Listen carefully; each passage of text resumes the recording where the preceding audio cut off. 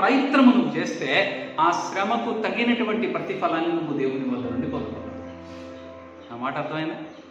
క్రీస్తు కొరకు 1 గంట మోకాళ్ళు నువ్వు వేయగలిగితే దాని ప్రతిఫలము ఊహించిన దానికంటే అత్యధికంగా ఉంటుంది. క్రీస్తు కొరకు నువ్వు ఎంత శ్రమ పడగలుగుతావో అంత ప్రయత్నం చేసి చూడు.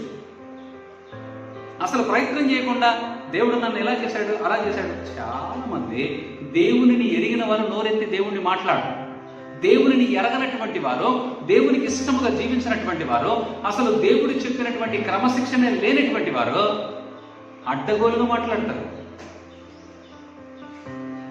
భక్తి చేసేవాడు మాట్లాడాలగా,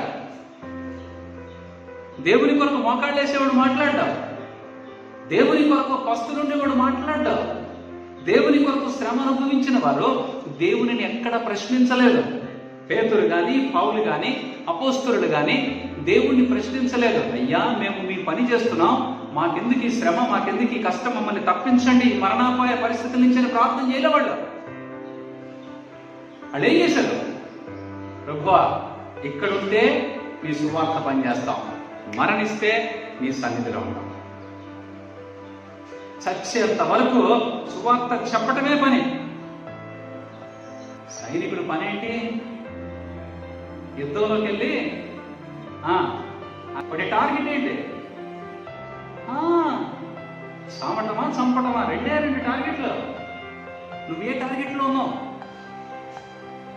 ఇక్కడ చెప్తున్నాడు, నా కొరకు నువ్వు మరణిస్తే నువ్వు జీవిస్తావు. దేవుని కొరకు నువ్వు ఎంత ప్రయాసపడతావో దానికి 100ంతల ఆశీర్వాదం దేవుని వద్ద నుండి నీకు వస్తుంది.